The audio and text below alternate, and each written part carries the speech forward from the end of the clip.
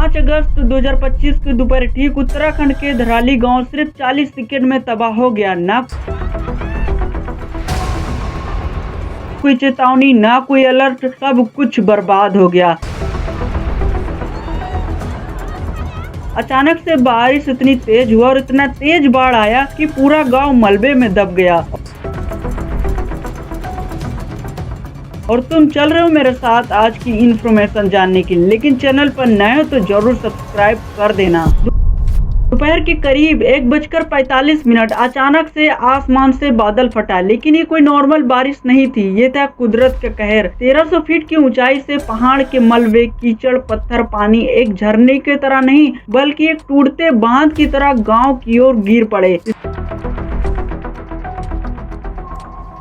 की रफ्तार थी करीब 43 किलोमीटर प्रति घंटा, इतना तेज कि वहां मौजूद किसी को भागने का मौका तक नहीं मिला। सिर्फ 40 सेकंड, इतने कम समय में पूरा गांव तबाह हो गया। सड़क, घर, दुकान, होटल, गाड़ियां, सब कुछ या तो तबाह हो गए या तो मलबे में दब गए। वे लोग जो कुछ मिनट पहले चाय पी रहे थे वो अब लापता हो गए। वे लोग जो घर में सो रहे थे वो मलबे में दब गए। वो जगह जहाँ कभी चहल पहल थी वो सन्नाटे और चीख से भरी हुई थी। सरकारी रिपोर्ट कहते 4 लोग की मौत हुआ और कई लोग घायल हैं, लेकिन स्थानीय लोग और उसके टीम्स का मानना है कि 40 से 50 लोग लापता हैं, जिनमें से कई लोग को मिलने की संभावना भी बेहद कम है और कई लोग को अभी तक मलबे से निकाल भी नहीं पाए हैं। खबर ये भी है कि सेना के 8 से 10 जवान जो पास के किसी चेकिंग रूट पर थे वो अभी तक नहीं मिले हैं। आपदा के तुरंत बाद NDRF और SDRF सेना की टीम राहत कार्य में जुट गई, लेकिन तब तक बहुत देर हो चुका था। जिस क्षेत्र में तबाही हुआ वहां तक पहुंचना मुश्किल था। रास्ते टूट चुके थे और जो बात करने की संभावना थी बहुत कम थी। पूरा गांव अब एक मलबे में बदल चुका था। धराली में जो कुछ भी हुआ अचानक नहीं हुआ, ये सब पहले से होने की आशंका थी। सालों से इसकी चेतावनी दिया जा रहा था, लेकिन उन बातों को नजरअंदाज कर दिया गया। उत्तरकाशी जिला को ये इलाका बहुत नाजुक माना जाता है। वैज्ञानिक और पर्यावरण की जानकारी कई सालों से बता रहे थे कि यहाँ खतरा बहुत ज्यादा है। उनकी रिपोर्ट में यह इलाका बहुत नाजुक बताया गया था। ठीक पीछे ऊंचे ऊंचे पहाड़ है जो टेक्टोनिक मूवमेंट्स, प्लेट टकराव की दृष्टि से सक्रिय हैं, यानी यहाँ की जमीन की सतह लगातार खिसकती रहती है। यही कारण है कि भूस्खलन और फ्लैश फ्लड की संभावना कहीं ज्यादा रहती है। 2013 में केदारनाथ की बाढ़ के बाद इसरो और इंडियन स्पेस रिसर्च ऑर्गेनाइजेशन और जियोलॉजिकल सर्वे ऑफ इंडिया ने एक रिपोर्ट तैयार किए थे, जिसमें उत्तराखंड के 13 जिले में से 9 जिले को हाई रिस्क लैंडस्लाइड जोन में बताया गया था। धराली का नाम सबसे ऊपर था। इसके बाद 2020 में लैंडस्लाइड एटलस ऑफ इंडिया प्रकाशित हुआ, जिसमें उत्तरकाशी जिला के कई गांवों को वेरी हाई रिस्क जोन घोषित किया गया। इसके बावजूद न वहाँ अलर्ट सिस्टम लगा, न वॉच टावर लगा, न पानी बहाव को ट्रैक करने वाला कोई सेंसर। गाँव के लोगों ने कई बार अपने स्थानीय पंचायत और जिला अधिकारी को आवेदन दिए कि पहाड़ियों पर मिट्टी धंस रही है और दरार आ रही है, लेकिन हर बार जवाब यही मिला, सब कुछ नॉर्मल है। धराली की मुसीबत ने यह सवाल और भी बड़ा कर दिए। जब हमारे पास सैटेलाइट डाटा था, जब वैज्ञानिक ने रिपोर्ट दी थी, तो फिर एक्शन क्यों नहीं लिया गया? जब घटना के बाद मीडिया ने सवाल पूछा क्या कोई अलर्ट नहीं आया, तो प्रशासन का जवाब था बादल फटना इतना अचानक हो जाता है कि उसे पहले से ट्रैक करना मुश्किल था।